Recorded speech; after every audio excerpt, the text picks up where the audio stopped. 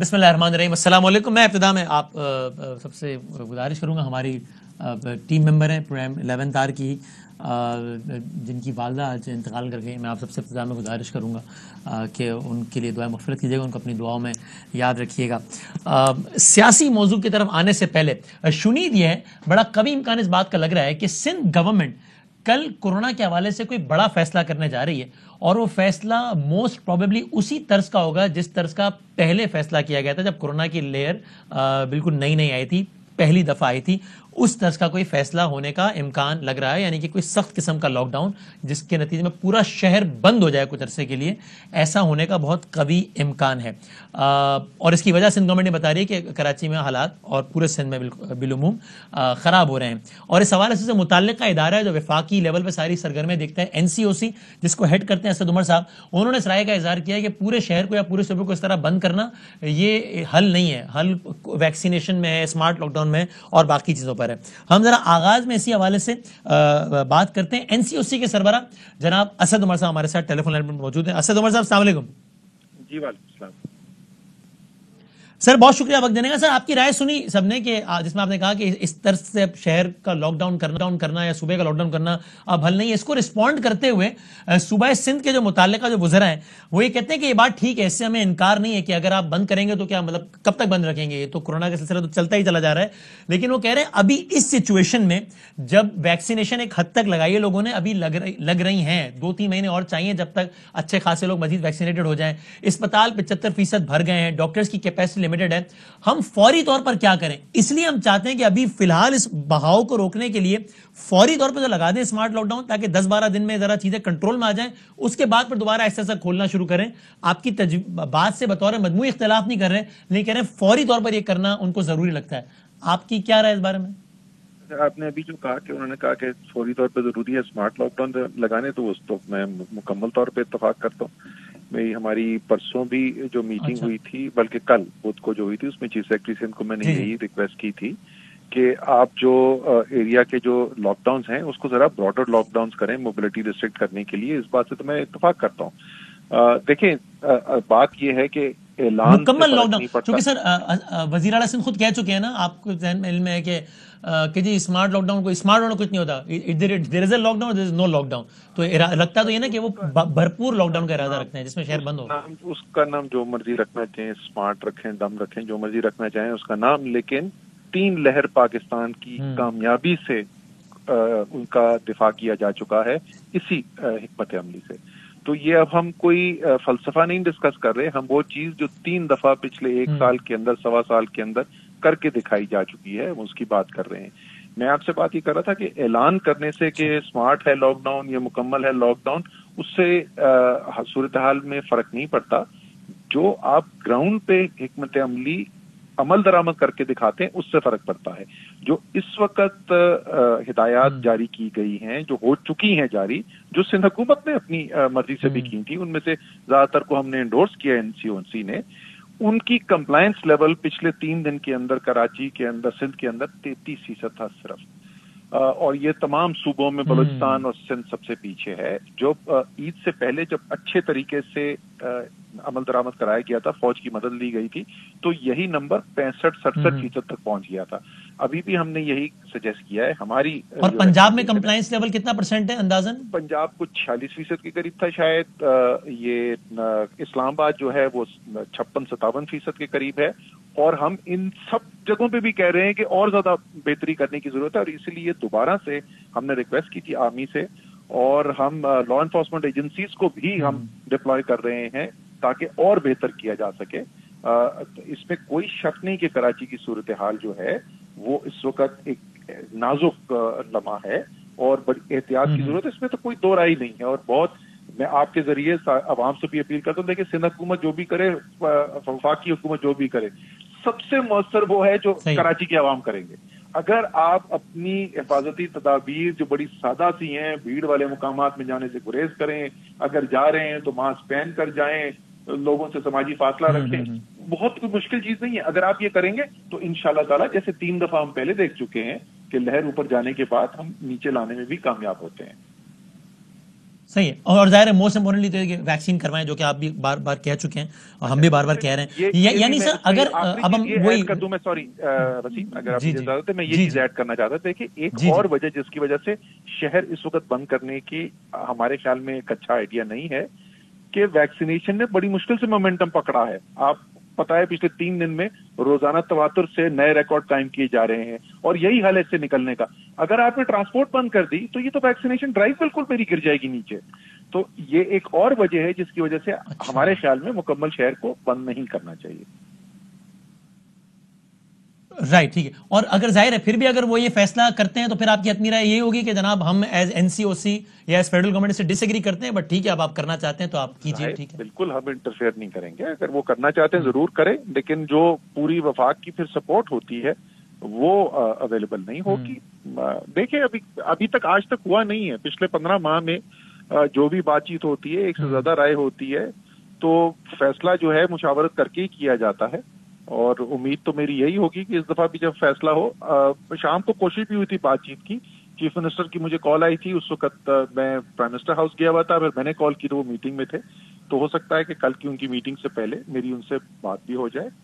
تو امید یہی ہے کہ مشاورت سے فیصلہ کریں گے، کیونکہ عوام تو کراچی کے ان کی حفاظت کرنا وہ تو ہم دونوں کی ذمہ داری ہے نا. اس میں تو کوئی دو رائے ہو نہیں سکتی. اصل جو آپ نے کہا کہ ہم معاملہ وفاق فل سپورٹ نہیں کر پائے گا، اس کا کیا مطلب ہے؟ یعنی آپ رائے سے ڈس ایگری کرتے ہوئے بھی آپ یہ نہیں کہیں گے کہ بھائی ہم اس رائے سے اختلاف کرتے ہیں، لیکن ٹھیک ہے آپ نے فیصلہ کر لیا ہے تو جتنا ہو سکے گا ہم آپ کو فیسیلیٹیٹ کریں گے. میں فیڈرل ایجنسیز کو استعمال کر کے وہ چیز نہیں انفورس کر سکتا نا جو میرے خیال میں شہر کے بہترین مفاد میں نہ ہو.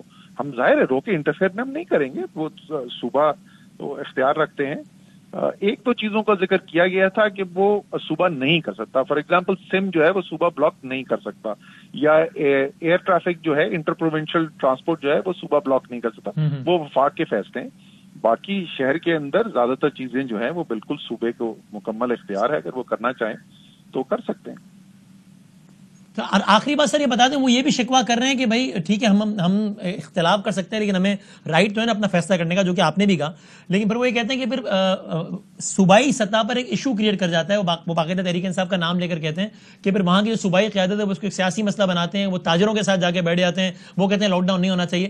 تو آپ ایس سربراہ این سی او سی جو کہ ظاہر تحریک انصاف کی بھی اہم ترین ارکان میں آپ ہیں، یہ کوشش کریں گے کہ اگر ایک دفعہ فیصلہ ہو جاتا ہے تو بے شک آپ کا اس سے اختلاف ہو، آپ لیکن صوبائی سطح پر اپنی جماعت سے پھر گزارش کریں کہ بھائی اب یہ ہو گیا ہے فیصلہ گورنمنٹ لیول پہ تو ٹھیک ہے، اس میں اس کو مزید پولیٹیسائز نہ کیا جائے. نہیں دیکھیں، اگر سندھ کی ہماری جو پارٹی ہے اور وہ فالو کرتے ہیں، وہ اپنے فیصلے نہیں کرتے. وہ وہی جو فیصلہ کیا جاتا ہے وفاق کے اندر، جو وزیر اعظم فیصلہ کرتے ہیں، جو پالیسی وہاں سے ڈائریکشن آتی ہے وہی کرتی ہے.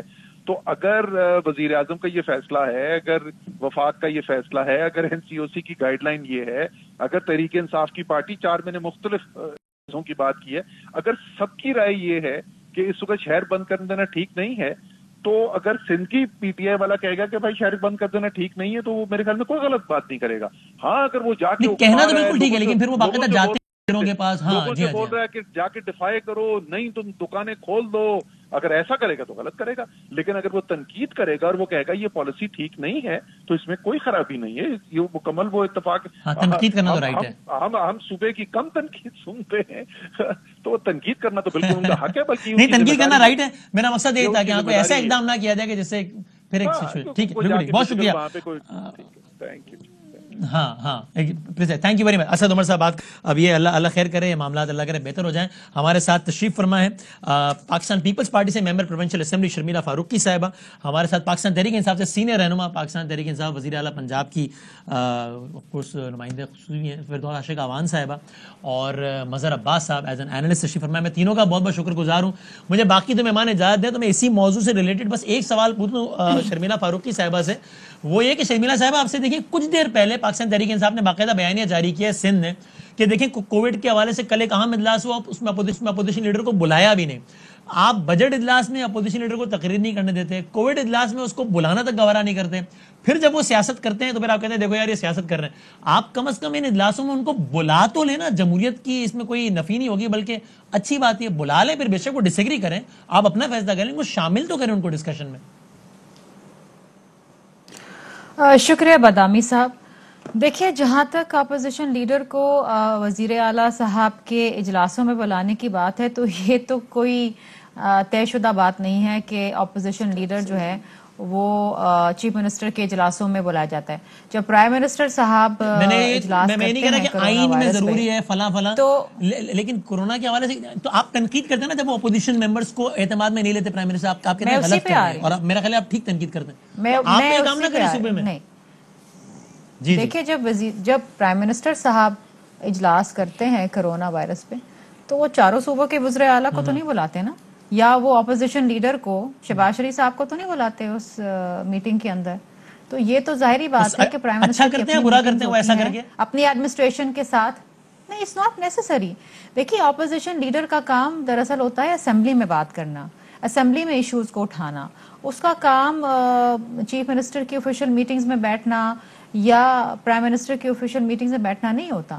جہاں ضرورت ہوتی، جہاں آئینی طور پہ صوبے کی سطح پر اگر پورا صوبہ بند کرنے جیسا بڑا فیصلہ ہو رہا ہے تو اس میں صوبے کی تمام سیاسی جماعتوں کو بلانا ضروری نہیں ہے. ٹھیک ہے. مجھے ایک بات بتائیے کہ پچھلے سال مارچ کے اندر، مجھے تاریخ بھی یاد ہے 2020 میں 22 مارچ 2020 کو سب سے پہلے سندھ نے فیصلہ کیا تھا کہ لاک ڈاؤن ہونا چاہیے، اور اسی شام بلوچستان نے بھی فیصلہ کیا. اگلے دن 23 مارچ کو پنجاب اور کے پی کے نے فیصلہ کیا، اور اس وقت ہی ملک کے وزیر اعظم سخت خلاف تھے لاک ڈاؤن کے. اور جب یہ لاک ڈاؤن کامیاب ہوا تو وزیر اعظم صاحب نے اس کا کریڈٹ لیا کہ جی دیکھا ہم نے بر وقت لاک ڈاؤن کر دیا اور یہ کرونا وائرس کی جو لہر تھی یہ کچھ حد تک تھم گئی. اچھا بار بار یہ بات ہوتی رہی، اور پھر جب ہمیشہ پرو ایکٹیو طریقے سے سندھ آگے چلتا رہا تو پھر وزیر اعظم صاحب کہنے لگے کہ جی سندھ کا تو وزیر اعلیٰ فرعون بن گیا ہے، وہ تو بادشاہ سمجھتا ہے اپنے آپ کو. دیکھیے میں ایک چیز آپ کو بتا دوں بدامی صاحب، with due respect to everybody, یہ ایک بہت ہی خطرناک وبا ہے، اس پہ سیاست نہیں ہونی چاہیے. برائے مہربانی سیاست نہ کریں. ابھی اسد عمر صاحب کی جو میں بات سنی تھی، مجھے ایک بات پہ بڑا دکھ ہوا کہ جی اگر سندھ اگر اپنا فیصلہ کرتا ہے تو پھر وفاق جو ہے نا وہ ہاتھ اٹھا لے گا، وہ اس کی مدد نہیں کیوں نہیں کرے گا؟ کیا آپ کی کوئی دشمنی چل رہی ہے؟ کیا کوئی کمپٹیشن چل رہی ہے؟ کیا کوئی لین دین چل رہی ہے؟ ادھار لیا ہے ہم نے آپ سے، کیوں نہیں کریں گے بھائی؟ آپ کا کام ہے، وفاق کا کام ہوتا ہے. آپ کل جا رہے ہیں مکمل لاک ڈاؤن کی طرف جا رہے ہیں، اس کی مدد کریں.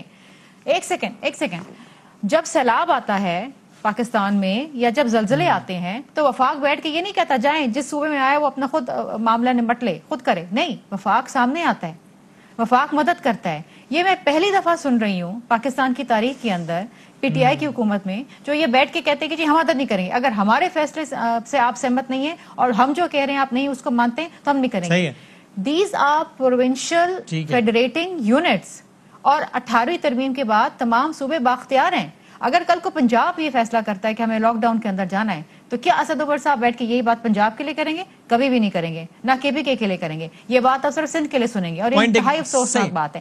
اس وقت جو پازیٹیوٹی ریٹ ہے کراچی کے اندر وہ 30% سے تجاوز کر چکا ہے. ایک دن میں صوبہ سندھ میں اتنے افراد مر گئے ہیں کورونا سے، کل جتنے پرسوں پورے پاکستان میں مرے تھے اتنے ایک دن میں صوبہ سندھ میں مر گئے ہیں. مظہر عباس صاحب کوئی کامنٹس پہ کرتے ہیں، سیاست پہ بات کرتے ہیں. میں فردوس آوان صاحب سے پھر باقاعدہ سیاسی والے بات کرتا ہوں، لیکن انفارچونیٹلی مظہر صاحب یہ ساری گفتگو بتا رہی ہے نا کہ کورونا بھی غیر سیاسی نہیں رہ سکا پاکستان میں. یہ ہو گیا، یہ معاملہ بھی ہے سیاسی اور ایسے ہی ہوگا ایک دم. جی بالکل وسیم، آپ ٹھیک کہہ رہے ہیں، کرونائی سیاست ہو رہی ہے، اور بدقسمتی ہے کہ ہم اس جیسے ایشو کے اوپر بھی یک زبان نہیں ہیں. دیکھیے سندھ نے بالکل بہت اچھے اقدامات کیے تھے لاسٹ ایئر جب بالکل شروع میں، اور شاید اگر وفاق کچھ دنوں کے لیے اس کو فالو کرتا تو اس کے بڑے پازیٹیو ریزلٹس آتے، اس میں کوئی شک نہیں ہے. لیکن کراچی میں مکمل لاک ڈاؤن ہو نہیں سکتا. میں چیلنج کرتا ہوں، کراچی میں آپ کر لیں مکمل لاک ڈاؤن، آپ چلے جائیں کچی آبادیوں میں، اگر آپ کو لاک ڈاؤن کی شکل بھی نظر آ جائے اس میں. جو چیز اصل چیز کیا ہے؟ اصل چیز یہ کہ ویکسینیشن کو چاہے وہ آپ کو جبرن کروانی پڑے لوگوں کی، ویکسینیشن جو ہے وہ لازمی قرار دے دیں، اور اس کو پریکٹیکلی دیکھیے. ٹرانسپورٹ پہ تھا کہ جی ٹرانسپورٹ میں یہاں کھلے عام گھومتے تھے، یہاں جو ہے دکاندار جو ہے وہ پولیس والوں کو پیسے کھلا دیتے ہیں، ختم ہو جاتی ہے بات. کرفیو نہیں لگ سکتا. کرفیو لگنا is not a solution. Solution بالکل میں اسد عمر کی بات سے ایگری کرتا ہوں کہ سلوشن یہ ہے کہ آپ میکسیمم ویکسین وہ کریں. آپ 12 دن تک پورا شہر کیسے بند کر سکتے ہیں؟ آپ دیکھتے ہیں کل سندھ گورنمنٹ کیا فیصلہ کرتے بات کرتے ہیں. صحیح ہے. اور پہلے بھی ایک اقدامات ہوئے تو اس میں صحیح بات ہے جن علاقوں کی آپ بات کر رہے ہیں 3.5 کروڑ آبادی ہے. صحیح, ٹھیک ہے, پوائنٹ ٹیکن. اچھا اب ذرا آتے ہیں سیاست کی طرف. ڈاکٹر فردوس عاشق اعوان صاحبہ ہمارے ساتھ ہیں, جو کہ ان کا خود بھی حلقہ انتخاب سیالکوٹ ہی ہے, اور بلکہ وہ تو خبریں یہ بھی آئی تھیں کہ اس الیکشن کے حوالے سے انتخابی مہم میں حصہ لینے کے لیے اپنا عہدہ بھی چھوڑ دیں گے تاکہ مہم میں حصہ لے سکیں. پھر خبریں آئی پرائم منسٹر صاحب نے ان کو منع کیا. لیکن بہرحال فردوس صاحب ابتدا میں تو مبارک ہو آپ کو, سیالکوٹ کا الیکشن آپ لوگ جیت گئے. کیا پرائم منسٹر صاحب کی بات ہوئی ہے اس الیکشن کی جیتنے کے بعد سیالکوٹ والے؟ بسم اللہ الرحمن الرحیم. وسیم, یقیناً پرائم منسٹر آف پاکستان کی آج کال آئی تھی, انہوں نے اپریشیٹ بھی کیا, مبارکباد بھی دی, اور اس سے پہلے جس وقت انہوں نے یہ ٹکٹ دیا میری ریکمنڈیشن پہ, کیونکہ یہ میرے حلقے کا ایک ونگ ہے PP38, اور اس حلقے کے اندر چونکہ یہ 2018 کے اندر جو میرا روایتی حلقہ تھا اس کو نون لیگ نے کاٹ چھانٹ کے حلقہ بندی ایسی کی کہ 15 دن پہلے میرا حلقہ بدل دیا گیا, اور اس میں 8 UCs نہیں ڈال دی گئیں, اور یہ وہ یونین کونسلز تھیں جو زاہد حامد صاحب کے حلقے میں تھی. تو میرے پاس 2018 میں ان 117 دیہات کو مینج کرنے کا ٹائم نہیں تھا, لیکن الحمدللہ اس وقت بھی محدود ٹائم کے اندر مجھے اس PP سے 47,000 ووٹ ملے تھے, اور اوورال 95,000 ووٹ لے کے میں یہ الیکشن ہار گئی تھی. اس وقت جو مجھے موقع ملا 3 سال میں ان 117 دیہات کے اندر محنت کی, دن رات کام کیا, لوگوں کے دکھوں کا مداوع کرنے کی کوشش کی. عمران خان اور PTI کا جو بیانیہ تھا وہاں اس کو پذیرائی دلانے کے لیے جدوجہد کی.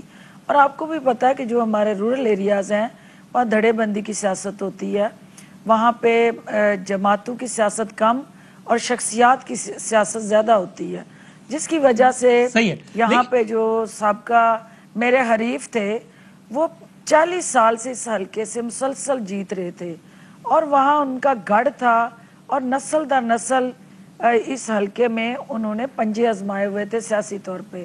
لیکن 17,000 ووٹ سے وہ جیتے اور کل 7,000 ووٹ سے وہ ہار گئے. ڈاکٹر صاحب لیکن ذرا ساتھ میں اسی حلقے کی بات کرتے ہوئے ذرا آپ اس پہ بھی کامنٹ کریں, پہلے ذرا سن بھی لیں. اس حلقے کے بعد نون لیگ کا اپنا جو نیریٹو ہے وہ بڑا انٹرسٹنگ ہے, وہ سمجھ نہیں آ رہی کہ بلکہ کیا ہے, اس پہ آپ کامنٹ کریں کہ کیا ہوا ہے. بلکہ ذرا دیکھ بھی لیں, کل جب یہ حلقہ ہارنے کے بعد پاکستان مسلم لیگ نون پنجاب کے صدر, جو کہ ظاہر ہے بہت ہی متعلقہ شخصیت ہے, پہلا بڑا اسٹیٹمنٹ نون لیگ کی طرف سے کیا آیا کہ اس حلقے میں کیا ہوا ہے ہمارے ساتھ, وہ آپ دیکھیے. رانا ثناء اللہ کا بیان سنیے جو کل انہوں نے دیا شاہ زیب صاحب کے پرائم میں. جنہوں نے جو ہے وہ پریزائڈنگ افیسرز کو انہوں نے یہ ذمہ داری لگائی کہ آپ 100 200 300 ووٹ جو ہر پولنگ اسٹیشن کے اوپر جو ہے نا وہ آپ ڈالیں, اور اس طرح سے 10-15 ہزار ووٹ کا انہوں نے فرق جو ہے اس میں ڈالا ہے. 2-3 جگہوں پہ ان لوگوں کو پکڑا گیا. تو معاملہ یہ ہے کہ جب پریزائڈنگ افیسرز کو مینج کر کے اس طرح سے جو ہے وہ ریگنگ کر کے اور الیکشن کو مینج کرنا ہے تو پھر جو مرضی رزلٹ جو ہے وہ نکال. لیکن اس کے بعد بہت حیران کن طور پہ رات 11 بجے ہمارے پروگرام میں پاکستان مسلم لیگ نون کے اور شہباز شریف صاحب سے بہت قریب اور اہم رکن ہے نون کے پنجاب کے ملک احمد خان صاحب, اور پھر نوشین افتخار صاحبہ. یہ نوشین افتخار صاحبہ وہی ہیں جو ڈسکا کے الیکشن جیتی, جو بڑا جو کنٹروورشل الیکشن ہوا تھا, اور MNA اس وقت PMLN کی. ان دونوں نے یہ تو کہا کہ جناب وہ پری پول ریگنگ جو سارا معاملات ہوتا ہے, ملک احمد خان صاحب نے کہا order of the day Hare government کرتی ہے, لیکن دونوں نے واضح الفاظ میں PTI کو مبارکباد بھی دی, اور دونوں نے کہا کہ ہم نے دھاندلی کے کوئی شواہد نہیں دیکھے الیکشن ڈے میں. انہوں نے یہ کہا, ذرا دیکھیں. اب میرے پاس کوئی ایسی ایویڈنس نہیں ہے جس میں کہوں کہ کوئی دھاندلی کی خبر آئی ہو. اوکے, عثمان کی پارٹی الیکشن جیتی ہے, ہم ان کو مبارک دیتے ہیں. پہلے تو میں عثمان ڈار صاحب کو مبارکباد دینا چاہوں گی کہ ویری ویل پلانڈ اینڈ ایگزیکیوٹڈ. دسکا میں ان کو یہ کامیابی نصیب نہیں ہوئی تو آج وہ میدان میں اترے ہیں تو انہوں نے اچھا شو رہا ہے ان کا. اور دوسری بات یہ کہ جی بالکل آج ہمیں کوئی ایسے شواہد تو نہیں ملے, تو پھر بھی ان کو مبارک ہو, یہ سیٹ جیت گئے. یہ کیا ہوا ہے ڈاکٹر صاحبہ کہ یہ رانا صاحب کہہ رہے ہیں دھاندلی ہوئی ہے, باقی یہ کیا ہے آپ کے خیال میں؟ آپ اس حلقے سے میں پوچھنا چاہ رہا ہوں, یہ کیا ہے؟ پہلی بات تو یہ ہے کہ چونکہ حلقہ میرا ہے اور اس حلقے کے جو پولیٹیکل ڈائنامکس اور پولیٹیکل لینڈسکیپ ہے اس کو میں بھی سمجھتی ہوں اور نون لیگ کو بھی اچھی طرح سے اس سے آگاہی ہے کہ وہاں کیا ہوا. سب سے پہلے وہاں یہ ہوا کہ جو 2018 میں ڈیوائیڈڈ پی ٹی آئی تھی, اس الیکشن میں وہ ایک یونائٹڈ پی ٹی آئی کے طور پہ سامنے آئی. دوسرا یہ ہوا کہ جو پی ٹی آئی کا کینڈیڈیٹ تھا وہاں پہ چونکہ میچ ہوتا ہے ہمیشہ الیکشن میں برادریزم کا, اور برادری میں گجر برادری اس حلقے میں ڈومینیٹ نہیں کرتی, اکثریت وہاں جٹ برادری ہے, اور گجر برادری چونکہ ایک روایتی سیاست کرتے ہوئے تھانے اور کچہری کی, انہوں نے باقی برادریوں کو اپنے پریشر میں رکھ کے ہمیشہ الیکشن جیتا. اس دفعہ جو ہمارے انڈیپینڈنٹ کینڈیڈیٹ جو تھے 2018 کے طاہر ہندلی صاحب, انہوں نے 13 سے 14 ہزار ووٹ جو لیا تھا وہ بھی اس دفعہ پی ٹی آئی کی حمایت کر رہے تھے. تو 40,000 ووٹ ہمارا ایم پی اے کا کینڈیڈیٹ اس سے پہلے لے چکا تھا, اور 14,000 کے قریب ووٹ. لیکن نون لیگ کے لوگ دو الگ الگ باتیں کیوں کر رہے ہیں آپ کے خیال میں؟ یہ اصل میں کنفیوز ہیں. یہ اس وقت جو ہے جو شرمندگی اور جس طرح بری طرح سے انہیں اس حلقے سے رسوائی ہوئی ہے, اور اس سے پہلے 25 تاریخ کو جو آزاد کشمیر کی اسمبلی کی LA36 کی چلیں آپ کہہ رہے ہیں کنفیوژن, ٹھیک ہے, بھی آپ کو پتا ہے کہ 65% میرا حلقہ ہے, تو دونوں حلقوں میں ان کو جو ذلت امیز شکست ہوئی ہے ان کے پاس اپنے دفاع کے لیے کچھ نہیں ہے, اور یہ کنفیوژن میں allow me to take a break. اب ذرا سیالکوٹ ہو گیا, اب وہ یہ کہتے ہیں جناب کہ ہم نے آزاد کشمیر کر لیا ہے, سیالکوٹ آ گئے, اب جا رہے ہیں سندھ. تو ذرا بریک کے بعد شمیلہ فاروقی صاحبہ سے شروع کرتے ہیں کہ شمیلہ صاحبہ وہ کہتے ہیں جناب ہم آ رہے ہیں سندھ میں, آ رہے ہیں, ارباب غلام رحیم صاحب کو بھی لگا دیا ہے سندھ کا ایڈوائزر, اور جناب وہ کہہ رہے ہیں لوگوں سے رابطے کریں گے, اگست میں دورے کریں گے. مظہر عباس صاحب سے پوچھیں گے کہ پی ٹی آئی سندھ میں واقعی کچھ کر سکتی ہے, جو کہ ظاہر ہے وہ سندھ کی سیاست جانتے ہیں, اور فردوس صاحبہ سے پوچھیں گے ان کی پارٹی کی کیا آگے کے کیا ارادے ہیں. بریک کے بعد سے بات کرتے ہیں.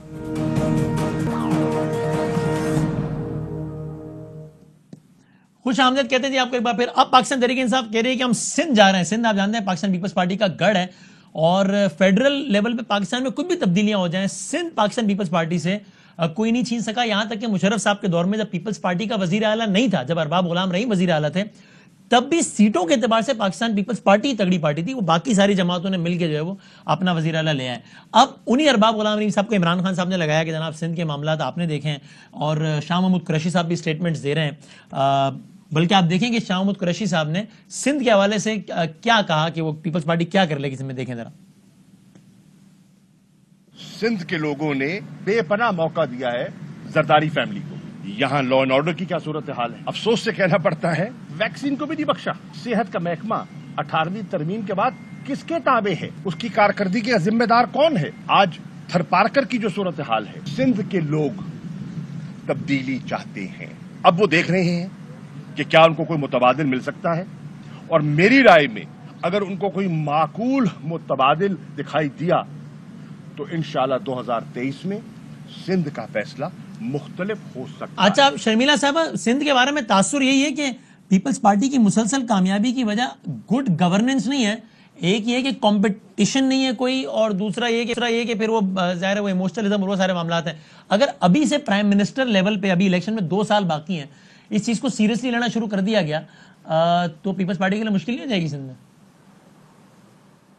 بدامی صاحب, ہماری تو خواہش ہے کہ سندھ کے معاملات کو اور سندھ میں جو وفاق کی جانب سے جو فیڈرل پی ایس ڈی کے اندر جو فنڈز ہیں, یا جو این ایف سی ایوارڈ کے تحت جو فنڈ سندھ کو ملنے چاہیے, یا سندھ کے پانی کے جو معاملات ہیں جو سندھ سے چھینا جاتا ہے, یا سندھ کے لوگوں کی جو نوکریاں ہیں جو وفاق میں ان سے چھینی جا رہی ہیں, یا جو سندھ کا گیس کے معاملات ہیں جو وفاق سے ڈائریکٹلی ریلیٹڈ ہیں, یا وہ تمام مسئلے مسائل جن کا تعلق وفاق سے ہے, اس کو خدارا وفاق جو ہے سیریسلی لینا شروع کر دیں. ہم تو چاہتے ہیں آئیں گے سندھ میں, اور پرائم منسٹر خود آئیں گے, شاہ محمود آئیں گے, ارباب غلام رحیم آئیں گے, اور بتائیں گے کہ پیپلز پارٹی گورنمنٹ نے آپ کے ساتھ یہ نہیں کیا, یہ نہیں کیا, یہ نہیں کیا.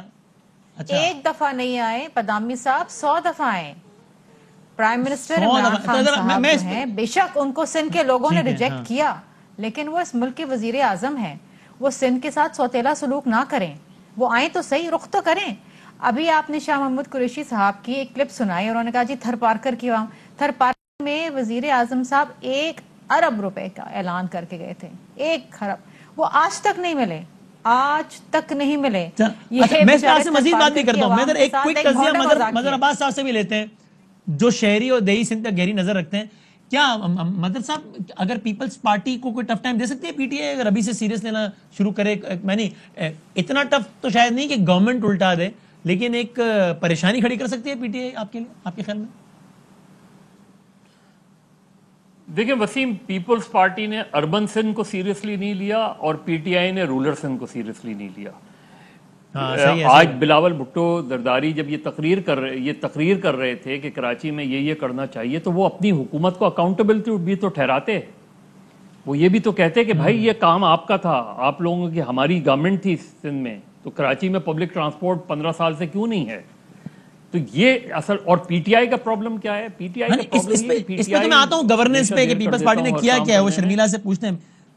लेकिन अब क्या पीटीआई लेट है क्या? पिछली गवर्नमेंट पिछले इलेक्शन में तो लेट हुए वो, लेकिन अभी तो 2 साल बाकी है इलेक्शन में और प्राइम मिनिस्टर लेवल पे काम शुरू हो गया है, तो isn't it the right time, isn't it the high time? 2 साल देखिए वसीम 2 साल बहुत कम होते हैं। देखिए अरबाब रहीम की अपनी जमात है ना, अरबाब रहीम की अपनी जमात के रूट्स किधर हैं?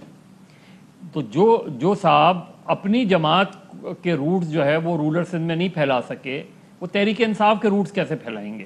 पहली चीज तो ये। दूसरी ये कि इमरान खान ने, आपके ख्याल में इतने कम वक्त में तहरीक इंसाफ कोई टफ टाइम नहीं दे पाएगी पीपल्स पार्टी को? मुझे नहीं लगता। देखिए इसलिए कि जिस तरफ वो जा रहे हैं वो बिल्कुल वही टैक्टिक्स हैं जो मुजफ्फर हुसैन शाह, लियाकत जतोई, अली मोहम्मद मेहर, ये सारे जो तजुर्बात होते रहे हैं, इसके बजाय सीरियसली अगर फंक्शनल मुस्लिम लीग या नेशनल पीपल्स पार्टी, सबसे बेहतर ऑप्शन मेरे ख्याल में ये होता कि वो या तो डॉक्टर फहमीदा मिर्जा की तरफ जाते, या ये कि कोई नया तहरीक इंसाफ का नया कोई वो चेहरा लेकर आते जो उसको टाइम देते। चाहे 2023 में आपको रिजल्ट नहीं मिलते, लेकिन कम से कम आपको उतने कैंडिडेट्स तो चाहिए तहरीक इंसाफ को कि जिनकी वहां से हो, कुछ न कुछ सीटें कॉन्सेंट्रेट करें। लेकिन मजर साहब इंटीरियर सिंध में जो कुछ इलेक्टेबल्स हैं, जो जिनको खंबा वोट पड़ता है, ये मेहर्स और शिराजीज और फलां और फलां और फलां, अगर ये पाकिस्तान तहरीक इंसाफ में बावजूद शिरकत इख्तियार कर लें तो पीटीआई की पोजीशन थोड़ी सी बेहतर नहीं हो जाएगी जैसे अभी है उससे? वही होगी ना। देखिए वसीम, उतनी ही होगी जितनी माजी में ये सारे ग्रुप्स मिलकर लेते रहे हैं। लेकिन वो जो होता है ना कि पार्टी को ऑर्गेनाइज करना, पार्टी तो नहीं होगी ना फिर आपके कोलिशन पार्टनर्स होंगे। ठीक है, इसका मतलब है तहरीक अपने उम्मीदवार नहीं होंगे। हाँ, यानी और आप तो फिरदौस साहब चूंकि इंतखाबी सियासत के मैदान में बहुत अरसे से, सियालकोट में आप उस वक्त पीपल्स पार्टी से जीती जब पूरे मुल्क में नून लीग छा गई थी, तब भी आपने सियालकोट से सीट निकाली थी पीपल्स पार्टी की, पंजाब से, जहां पीपल्स पार्टी का हाल बहुत बुरा है। तो मजर साहब ये कह रहे हैं कि अब जो टैक्टिक्स आप आजमा रहे हैं उसमें ये नहीं होगा कि आवाम में पीटीआई मकबूल हो जाएगी, ज्यादा से ज्यादा आप ये कर लेंगे कि जनाब वो 50 सिलेक्टेबल है, आपने उनमें 7 उठा लिया, वो 7 जीत गया, कहने को पीटीआई के नंबर में थोड़ा सा इजाफा हो जाएगा, लेकिन हकीकतन पीटीआई नहीं होगी जो सिंध में मकबूल हो रही होगी। इससे मुझे लगता है कि आप ज्यादा टफ टाइम दे पाए पीपल्स पार्टी को? देखिए वसीम, पहली बात तो ये है कि पीपल्स पार्टी को किसी और से खतरा कम और अपने आप से खतरा ज्यादा है। पीटीआई की जो परफॉर्मेंस है वो पुअर परफॉर्मेंस और जो सर्विस डिलीवरी है वो ना होने के बराबर है। पीपल्स पार्टी की जो सिंध के अंदर मसलसल इनको मौका मिला है अवाम के दिल जीतने का, सीट जीतना इतना हम नहीं है जितना अवाम के दिल जीतना है। और अगर पीपल्स पार्टी अपने लिए खतरा होती है तो मुसलसल जीतती क्यों है? इंटीरियर सिंध में मुसलसल जीतती है वो। देखिए इंटीरियर सिंध में आपको भी पता है कि जिस खंबे का आप जिक्र कर रहे हैं, जिस कबर का आप जिक्र कर रहे हैं, वो भुट्टो का नाम है और वहाँ एंटी भुट्टो और प्रो भुट्टो वोट है। वहाँ सिंध की जो जहालत है, पसमानदगी है, वहाँ लोगों के अंदर वो पॉलिटिकल उस तरह से शऊर की कमी भी है और साथ एक ताकत का इस्तेमाल भी है, जो ताकत का इस्तेमाल हमेशा नून लीग ने पंजाब के अंदर रखा। थाना और कचहरी, ये शायद मैं मदर साहब की इसमें राय लूंगा, ये शायद थोड़ी इंसल्ट नहीं हो जाएगी कि हम कहें जनाब जाहिल और बेशऊर लोग हैं इसलिए वोट दे रहे हैं? कुछ तो रीजंस भी होंगे ना, जायज नाजायज। नहीं ऐसी बात नहीं वसीम, नहीं उसमें बेशऊर से मेरी ये है कि जिनको थाने और कचहरी में यरगमाल बना लिया जाता है और उनको मदर साहब का वैसे पॉइंट ले लूं मैं जरा, मदर साहब ओरिएंटेड। जी जी जी, मैं अभी तज्जियाकार वाली सीट पे नहीं बैठा, मदर साहब, मैं अपनी राय देता लें, आप बताएं आप क्या कह रहे हैं, बताएं। जी जी वसीम देखें किसने सबसे सीरियस चैलेंज जो पीपल्स पार्टी के लिए सिंध में बन सकता था वो रसूल बख्श पलीजो मरूम की अवामी तहरीक थी, जिनके पास वो नैरेटिव भी था, जिनके पास वो ऑर्गेनाइजेशन भी थी, लेकिन वो नैरो पॉलिटिक्स में आ गए और उसकी वजह से उन्हें नुकसान हो। मुस्लिम लीग नून ने एक सीरियस एफर्ट की 1997 के बाद, उन्होंने फॉरवर्ड लुकिंग सिंध का कॉन्सेप्ट दिया और उन्होंने जाके वहाँ के इंटेलेक्चुअल से, वहाँ के मीडिया को, इन सबको उस लेवल पर भी काम किया उन्होंने, लेकिन वो भी कामयाब नहीं हो सके क्योंकि लियाकत जतोई के साथ वो गए। लियाकत जतोई ने अपनी तौर पे कोशिश की लेकिन नहीं हो सकी कामयाबी। प्रॉब्लम जो एंटाई पीपल्स पार्टी की वहाँ रही है वो वही रही है। फंक्शनल मुस्लिम लीग सांगड़ और इसके इर्द गिर्द से बाहर नहीं आती। इसी तरह अगर नेशनल पीपल्स पार्टी जो गुलाम मुस्तफ़ा जतोई मरहूम की है वो भी नवाब शाह और उसके इर्द गिर्द से बाहर नहीं आते।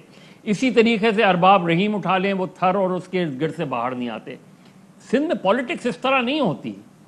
अगर आपने पॉलिटिक्स अच्छा, ये सही है, लेकिन मदर साहब ये भी तो बताया ना कि ये तो हम सब जानते हैं ना कि सिंध में, इस पर हम बाकायदा पूरा प्रोग्राम भी करेंगे इंशाल्लाह 1-2 हफ्तों में, सिंध में गवर्नेंस का तो इंटीरियर सिंध में शर्मिला साहब वो डिसएग्री आई थिंक, बट है बहुत बुरा हाल है ना। और इंटीरियर सिंध पूरा ट्रैवल कर लें, इंटीरियर पंजाब पूरा ट्रैवल कर लें, ये जमीन आसमान का फर्क है। आप मुझे डॉक्टर साहब के अल्फाज यूं बजायर बड़े सख्त हैं, लेकिन फिर वजह क्या है पीपल्स पार्टी को क्यों वोट पड़ता है भाई, ये भी समझाया ना क्यों वोट पड़ता है। काम तो नहीं देखे ना वसीम, तो उसमें क्या हुआ? नहीं तो वसीम उसमें क्या हुआ?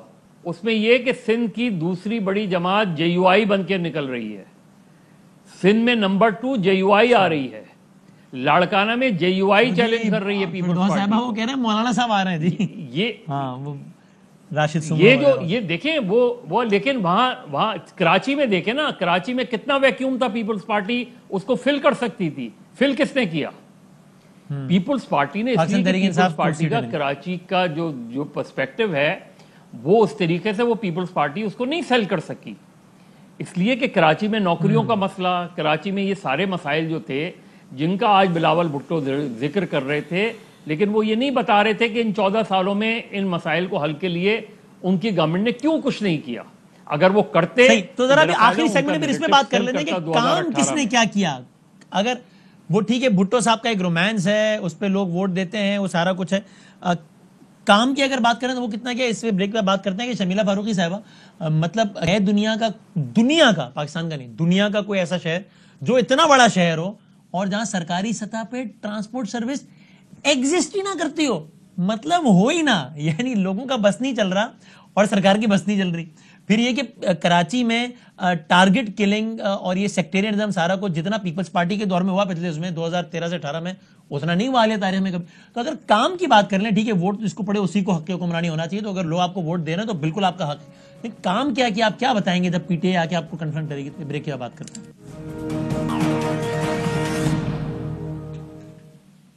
अच्छा जी, कंक्लूड करते हैं। शर्मिला साहब क्विकली जरा, फिर मैंने वाइंड अप करना है, तो आप बताएं आपके पास गवर्नेंस के फ्रंट पे गिनवाने को है, अपने लोगों को बताने को है, जब PTA आके कन्फ्रंट करेगी तो कि हमने ये काम किए। बदामी साहब, मुझे समझ नहीं आता कि तमाम लोगों को इतनी तकलीफ क्यों है कि सिंध में पीपल्स पार्टी को वोट मिलता है और हर इलेक्शंस के अंदर पहले से ज्यादा सीटें पीपल्स पार्टी लेके जाती है। आप लोग तो ये समझते हैं ना कि जनाब ये जिस तरह अभी फिरदौस आपा कह रही थी कि डंडे की जोर पे या थाना कचेरी ये तमाम चीजें, इस तरह नहीं होता है। लोग जानते हैं कि पीपल्स पार्टी जो है इनके सुख दुख में उनके साथ खड़ी है। इस वक्त अगर आप देखें जो मुल्क में तारीखी बेरोजगारी है, तारीखी महंगाई है और तारीखी गुर्बत है, ये PTA वाले किस मुंह से अगले इलेक्शन में जाएंगे? ये क्या बताएंगे अवाम को कि हमने क्या किया, इनको क्या दिया? शर्मिला हो क्या है? इसका जवाब आप ही दे दें फिरदौस साहब, आप ही दे दें इसका जवाब, बता दें भाई। वो तो चले, मैं शर्मिला बता रही हूँ कि चले ठीक है, किस मुंह में 11 इलेक्शन हार के जीत गए, जिस मुंह से नहीं ये नहीं जीते। आप देखें कि कहाँ से जीते, और कानून लीग के गढ़ से जीते। बड़ी अच्छी बात है, बदामी साहब को मुबारक हो, अच्छी बात है, मुझे खुशी है कि पीपल्स पार्टी ने नून को सपोर्ट किया। لیکن ایک سیٹ جیت کے سیالکوٹ میں نہیں، بلاول صاحب تو برا والا کہہ رہے ہیں نون لیگ کو، آپ کیا بات کر رہے ہیں؟ لوگوں سے نوکریوں کا وعدہ کیا لیکن آپ نے لوگوں سے نوکریاں چھینی۔ دیکھیں بات یہ ہے، وسیم میری بہن ہے چھوٹی شرمیلا، ان سے صرف یہ پوچھیں، میری رشتے میں بھابھی بھی لگتی ہیں، ان سے یہ پوچھیں کہ جو آپ نے مسائل گنوائے ہیں اس میں کیا جتنے مسائل انہوں نے گنوائے ہیں 1 2 3 کیا وہ سندھ پاکستان کا حصہ ہے نا؟ تو سندھ میں وہ تمام چیزیں سیٹل ہو گئی ہیں جو ان کے کرنے کے کام تھے۔ ہمیں چھوڑ دیں وفاق کیا کر رہا ہے، پنجاب کیا کر رہا ہے، سندھ نے وہ تمام ذمہ داریاں ادا کر لی ہیں۔ وہاں کیا مہنگائی کنٹرول ہو گئی، اور آپ کو پتہ ہے وزیر صاحب کی گواہی لے لیں کہ یہ پروونشل میٹر ہے مہنگائی کنٹرول کرنا۔ آپ لا اینڈ آرڈر، پیٹرول کی قیمتیں بڑھانا، یہ تو پروونشل میٹر نہیں ہے نا۔ اب آپ نے مجھے بداوی صاحب فردوس آپا کے سامنے بٹھایا، میں ان سے لڑ بھی نہیں سکتی۔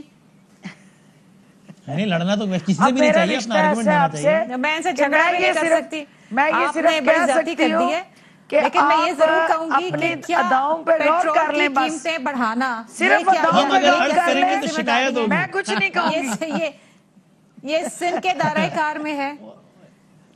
پیٹرول کی قیمتیں آپ بڑھائیں پورے پاکستان میں، اور اس کے بعد آپ یہ کہیں کہ سندھ جو ہے مہنگائی کم کر لیں۔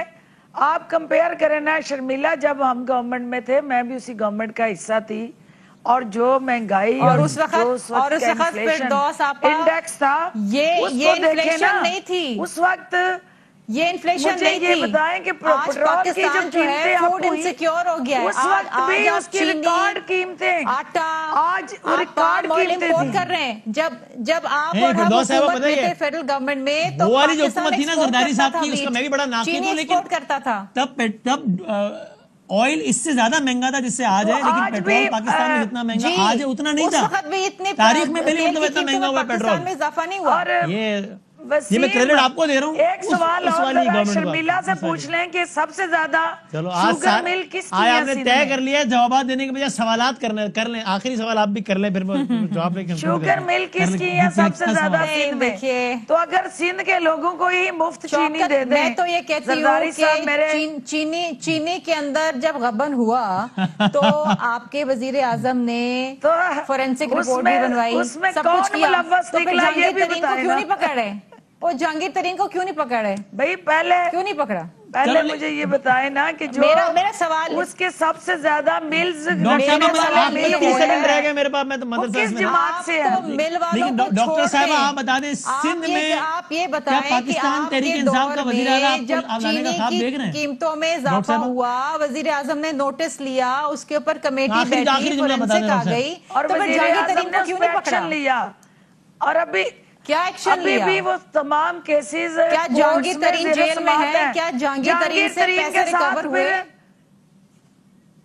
جہانگیر ترین کے ساتھ پھر آپ کے سارے چالنے والے بھی پکڑے جائیں گے، آپ کو پتہ نا، جو بھی ملوث ہو پکڑا جانا چاہیے۔ ٹھیک ہے، اب دیکھتے ہیں ذرا کہ یہ اس پہ جو بھی ملوث ہو پکڑا جانا چاہیے، چاہے وہ کوئی بھی کتنا ہی بڑا ہو، ایسا ہوتا ہے نہیں ہوتا ہے، دیکھتے ہیں۔ تھینک یو جی، تھینک یو، بہت شکریہ تینوں مہمانوں کا، بہت شکریہ۔ زندگی صحت رہی تو اگلے ہفتے ملتے ہیں انشاءاللہ۔ اہم ترین خبریں اب ایک کلک کی دوری پر، آپ کے پسندیدہ ٹاک شوز ہوں یا اہم ملکی یا غیر ملکی شخصیات کی نیوز کانفرنسز، ہر لمحہ باخبر رہنے کے لیے سبسکرائب کریں ہمارا یوٹیوب چینل۔